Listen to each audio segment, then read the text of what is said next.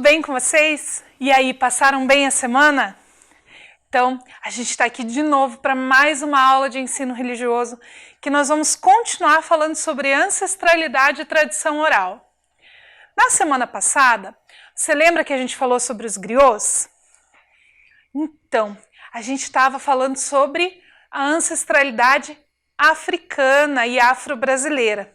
E olhando a mesa aqui hoje, sobre o que você acha que a gente vai falar? Isso mesmo, hoje nós vamos falar sobre ancestralidade indígena e como que ela influencia também na nossa vida, no nosso dia a dia. Então, para a gente começar, pega lá o seu caderno, as suas anotações, para a gente rever um pouquinho da aula passada e poder começar a aula de hoje. Conseguiu pegar o seu material? Então, lembra qual era a nossa tarefa da aula passada? Era você escolher das pessoas que você conhece uma pessoa que podia desempenhar o papel de griot, desse contador de história, detentor dos saberes. Então, eu recebi um texto muito legal, bem bonito, da Emanuele Fogaça. Ela estuda lá na escola Natália Conto Costa.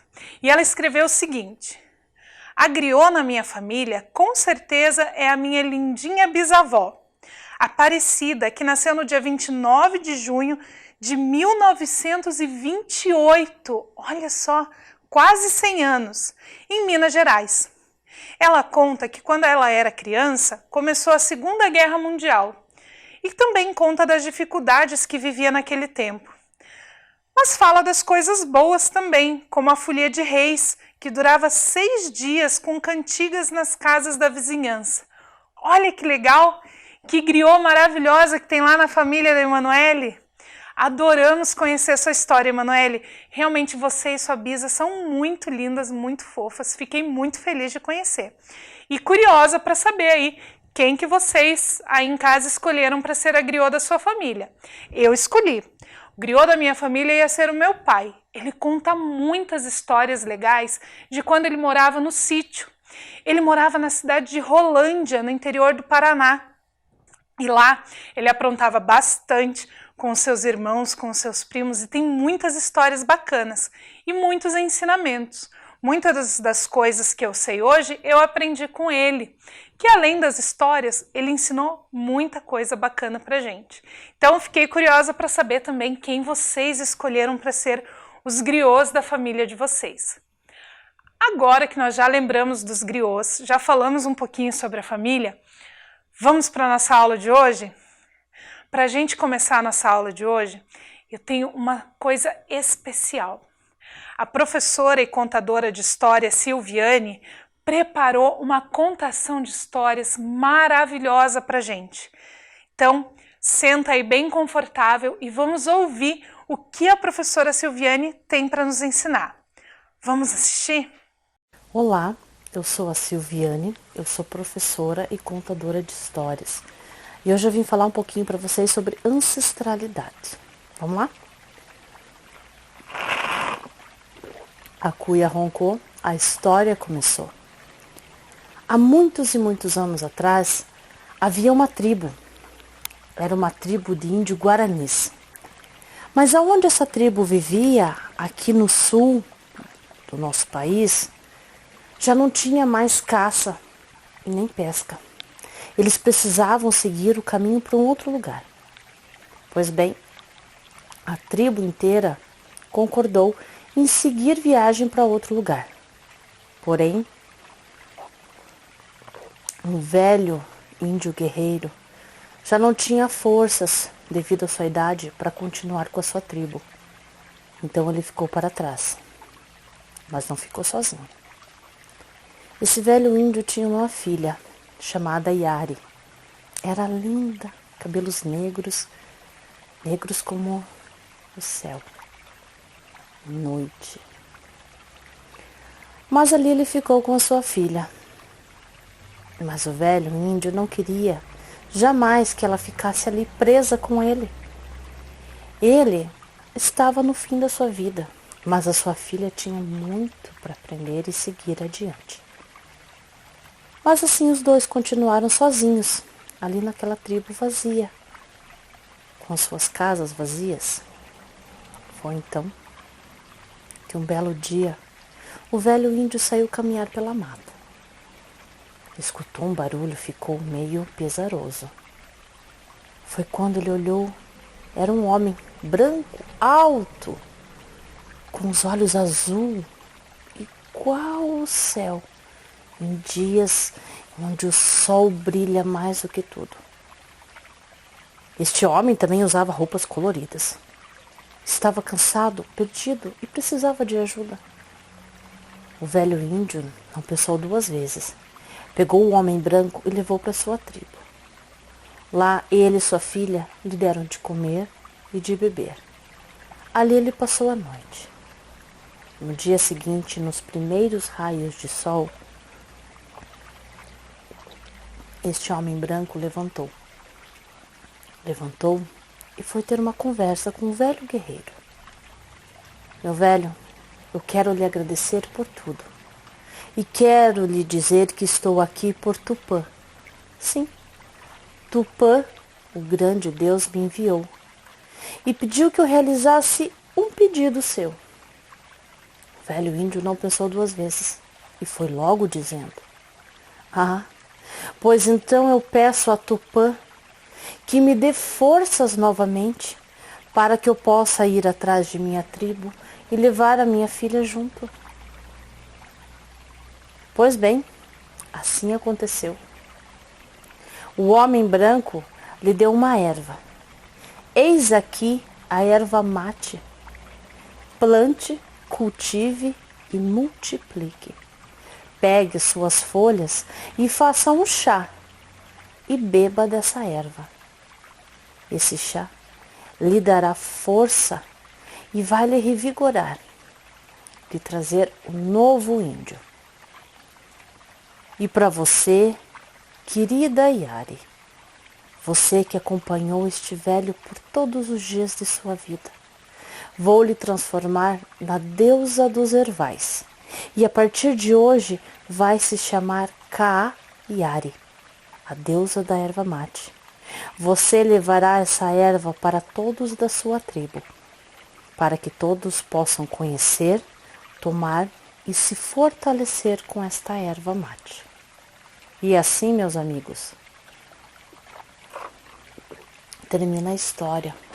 A lenda da erva mate, conhecida lá nos povos guaranis e que está presente até os dias de hoje. Mas por que eu contei essa história para vocês? Porque aqui a gente fala de ancestralidade. O meu avô, o pai do meu pai, tinha sangue indígena, era descendente de índio. E a minha avó, mãe do meu pai, era parteira e benzedeira.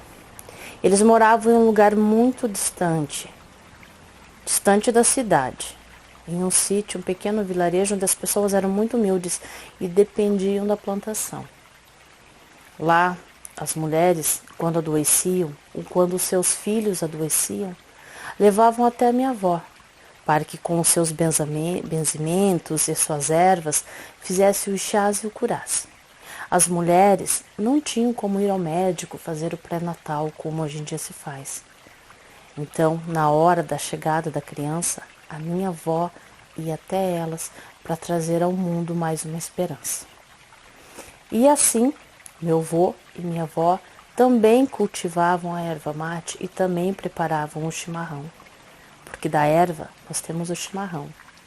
E essa ancestralidade deles passou para o meu pai, que também toma chimarrão, e que passou para nós, filhos, e que para nós, todos os dias, sentar numa roda de chimarrão é motivo para conversa, boas conversas. Ali nós contamos causos, histórias, damos risadas, às vezes contamos os problemas e dividimos a tristeza. Para minha família, o sinônimo de um chimarrão, na qual nós tomamos todos os dias, preferivelmente em roda, é para isso, para trazer a união, para nos revigorar em tempos difíceis. Então essa lenda da erva mate, eu posso dizer com orgulho que no meu sangue tem sangue indígena, e isso ninguém me tira. Um grande beijo para vocês. A cuia roncou e a história acabou. E até a próxima. Muito obrigada, professora e contadora de história Silviane, por participar da nossa aula e compartilhar com a gente essa sua sabedoria, sua ancestralidade e essa história tão bonita da erva mate. E já que a história falava sobre erva mate, a nossa aula hoje vai falar então da ancestralidade indígena a partir da erva mate, como que ela influencia a nossa vida, o nosso dia a dia até hoje. Então, essa história religiosa da erva mate fazia parte do cotidiano desses povos originários, que já estavam aqui no Brasil antes dos colonizadores chegarem. E os colonizadores aprenderam então com os indígenas a usar, a consumir essa erva. E ela faz parte do nosso dia a dia até hoje.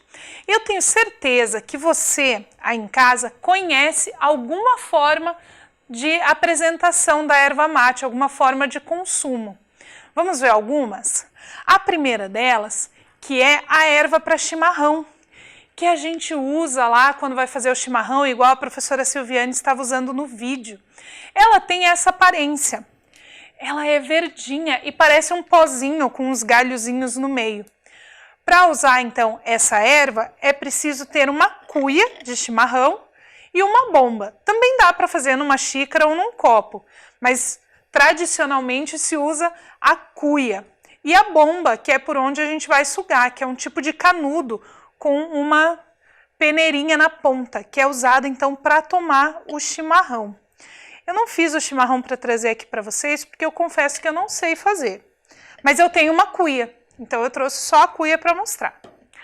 A outra forma de apresentação da erva mate no nosso dia a dia é o chá. A gente tem duas formas de apresentação do chá. Ele pode vir numa caixa grande, que vem um pacotinho assim, com essa erva marronzinha, que nem a gente vê na foto. Ou ele pode vir numas caixinhas assim, cheias de pacotinhos brancos, que a gente coloca lá na água quente e faz o chá. O chá da erva mate, ele tem essa cor meio marrom, essa cor diferente, bonita. E eu tenho certeza que você já tomou chá mate em algum momento da sua vida, lá na escola, vem para o lanche. Né? Quantas vezes vem aquele chá quentinho para o lanche na escola? É chá mate. Então, sempre que você vê um chá mais escurinho assim, ele tem um cheiro bem característico, eu tenho certeza que você vai reconhecer o chá mate aí no seu dia a dia. Então, as formas de preparo que a gente conhece, que a gente usa, são o chimarrão e o chá. Essas duas formas de apresentação aí no nosso dia a dia, que a gente vê quando a gente está na escola, quando a gente está em casa com a nossa família. A erva, ela era uma tradição indígena, mas ela se tornou tão importante, que hoje é muito difícil da gente imaginar a nossa vida sem ela. Eu trouxe aqui para ler para vocês um pedacinho da história da erva mate que vai falar sobre como essa erva mate influenciou a história do desenvolvimento do estado do Paraná. Então, ele diz o seguinte: os primeiros povos de que se tem conhecimento de terem feito uso da erva mate são os indígenas, que habitavam a região sul do Brasil. Existem relatos de colonizadores desse local que contam que o consumo dessa erva era muito comum entre os moradores dali, entre os guaranis. Os indígenas tomavam a bebida no tacuapi, que era uma bomba antiga criada pelos índios com taquara. A taquara é uma madeira bem fininha, parece bastante com o bambu. Com o passar do tempo, o hábito de tomar chimarrão foi passado dos indígenas para os colonizadores, que experimentaram e gostaram do chimarrão. E então foram criados utensílios para aprimorar e enfeitar essa prática. Quando o chimarrão passou a ser consumido também pelos ricos, foram feitas cuias de prata, de ouro, vidro e até de porcelana. Até a chaleira para esquentar a água poderia ser produzida de cobre ou prata. aumentou também a produção da erva mate, e o seu crescimento foi tanto que chegou a ser a mais importante atividade econômica brasileira na metade do século XVI, até 1632. O chimarrão chegou a ser proibido no sul do Brasil durante o século XVI, sendo considerado erva do diabo pelos padres jesuítas das reduções do Guairá. A partir do século XVII, no entanto, eles mudaram de ideia com relação à bebida e passaram a incentivar o seu uso, com o objetivo de afastar a população dos locais de consumo de bebida alcoólica. O consumo do chimarrão passou por algumas mudanças com o passar dos anos. Até 1970, a erva utilizada para a bebida era um pouco amarelada, porque ela passava por um período de repouso. Na Argentina, entretanto, a erva passa por esse processo, porém pelo período de menos de 1 ano e meio. Seu consumo segue se desenvolvendo até os dias de hoje, sendo possível encontrar o seu composto em bebidas, remédios e produtos de beleza, além de refrigerantes, licor, cervejas, sorvetes e muito mais. No Brasil, o consumo do chimarrão ele é muito comum aqui na região sul, principalmente no Rio Grande do Sul e em Santa Catarina. No Paraná, algumas famílias também têm esse hábito, como a professora Silviane contou ali quando ela estava narrando a história da erva mate. É muito comum que algumas famílias se reúnam em roda para tomar o chimarrão. E nesses momentos a gente conversa e a gente tem a oportunidade de ouvir as histórias. O chimarrão, ele se tornou uma tradição tão importante que às vezes a gente vê até nos espaços religiosos, no shopping, nos parques, algumas pessoas andando com a cuia numa mão e a garrafa térmica na outra, para consumir também em locais públicos. Então, é uma tradição de origem indígena, que faz parte da ancestralidade dos povos indígenas da região sul do Brasil. E é tão importante, tão bacana, que ele passou a fazer parte também da tradição dos imigrantes, dos colonizadores, e faz parte da tradição de muitas famílias, né, dos nossos amigos, dos nossos conhecidos e até mesmo da nossa família até hoje.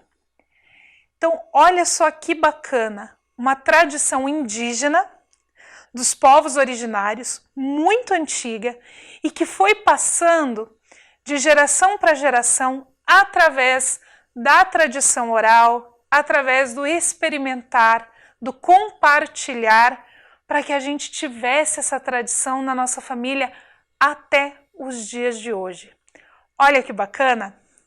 Muita coisa muito legal veio desses povos indígenas, muitos ensinamentos. E além do ensinamento do consumo do chimarrão e da história da erva mate, os indígenas têm várias outras formas de nos ensinar, pela tradição oral ou hoje em dia, já pelos textos escritos. Existem algumas pessoas que já têm registrado esses textos indígenas, essas tradições, para que a gente possa também trazer para a escola, para conhecer. Porque é muito difícil que a gente consiga ir até uma comunidade indígena, ou às vezes até conhecer alguém que faça parte dessas comunidades e que venha nos ensinar. Então nós temos pessoas como o professor Daniel Munduruku, que é um professor de origem indígena, ele nasceu lá na comunidade Munduruku, ele estudou, fez faculdade, mestrado, doutorado e hoje ele escreve livros e dá palestras para contar a sua história e os ensinamentos do seu povo. A comunidade da qual o professor Daniel faz parte é a comunidade Munduruku, que é o nome que ele usa como sobrenome, é o nome da comunidade.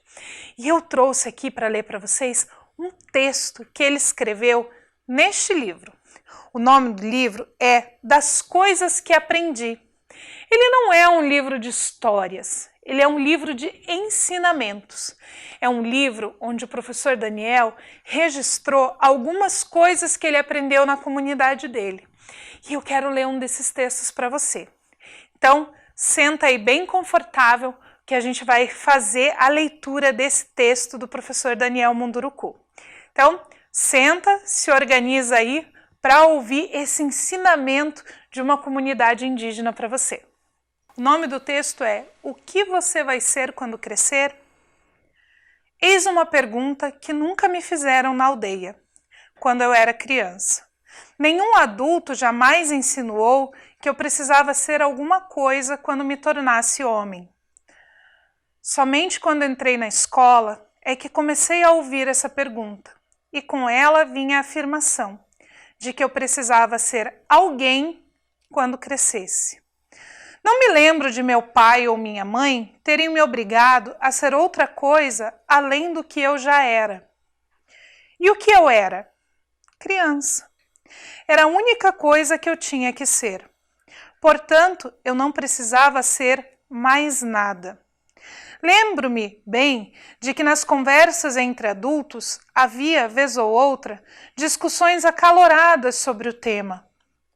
É que a comunidade se sentia bombardeada por ideias vindas de fora e que falavam da necessidade de acompanhar o ritmo da cidade.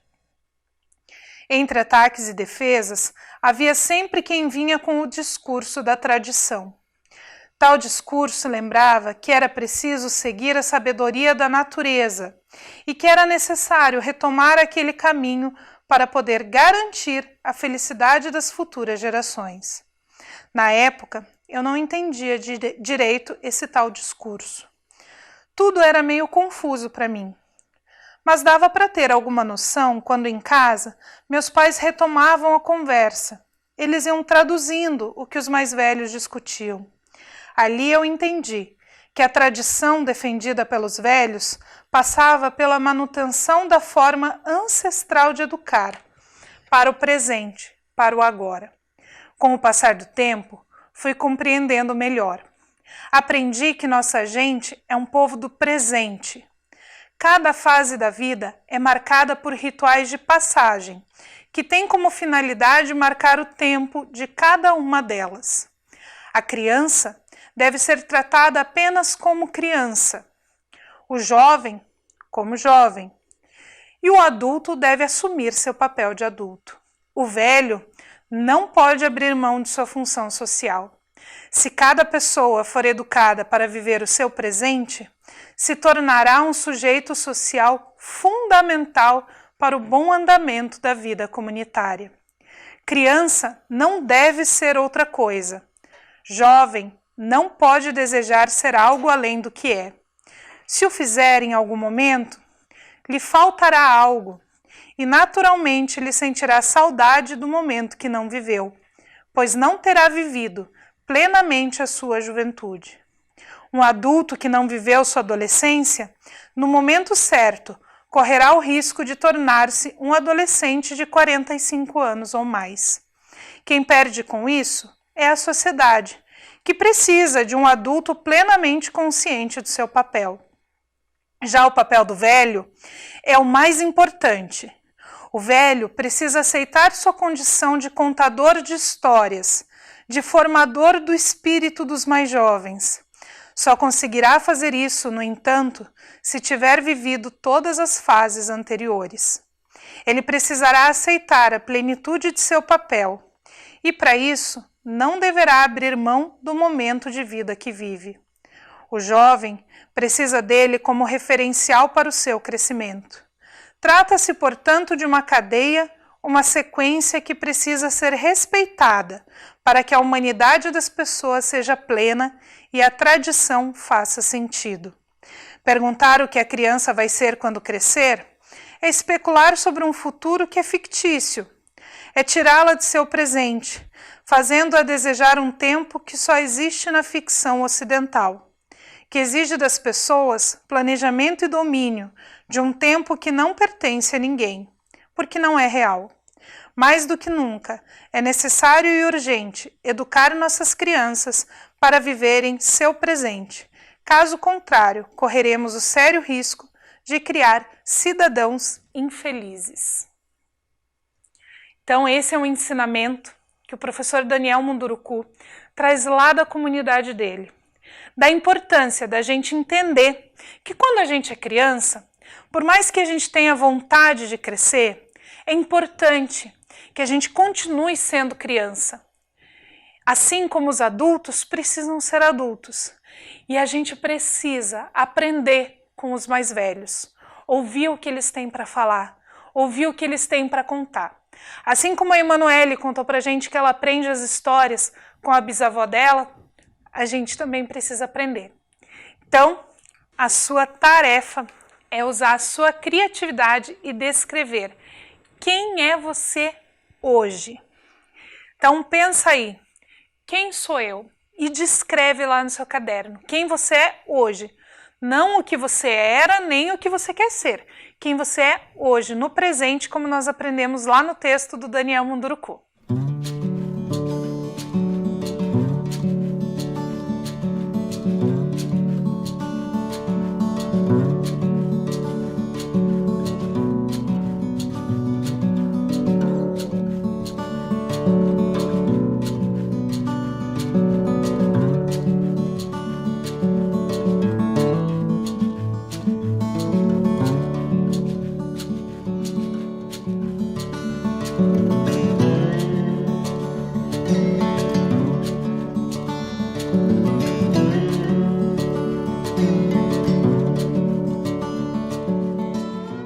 E agora, eu vou deixar você pensar durante essa semana, não precisa fazer já a sua tarefa, né? Eu acho que você vai precisar pensar um pouquinho em quem você é para conseguir escrever aí no seu caderno, na sua folha.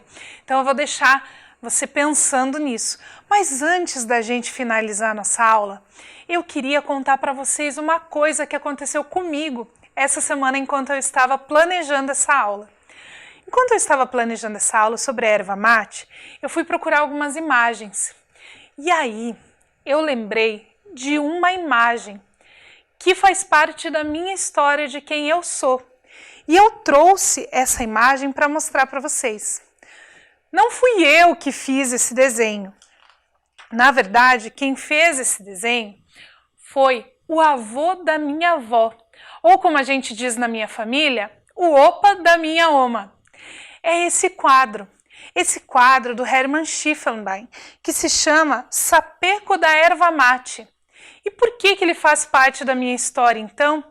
Lembra que nas primeiras aulas, quando nós falamos de ancestralidade, nós falamos que a história dos nossos ancestrais também constrói quem nós somos hoje?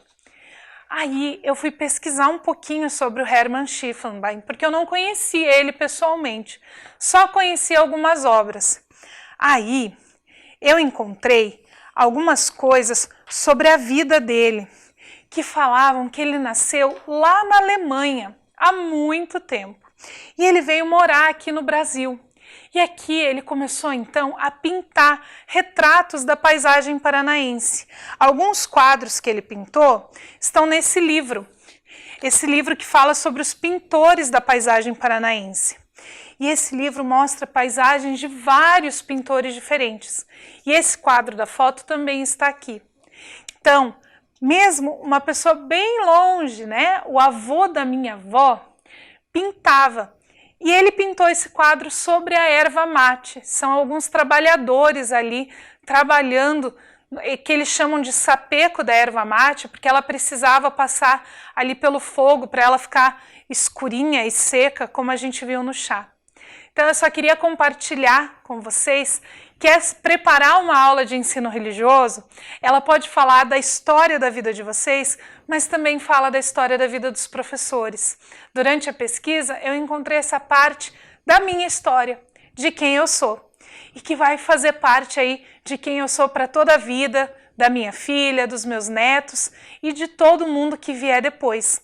Para vocês verem como é importante e como é gostoso a gente estudar a nossa ancestralidade, como tudo isso está ligado, formando a nossa identidade e quem nós somos.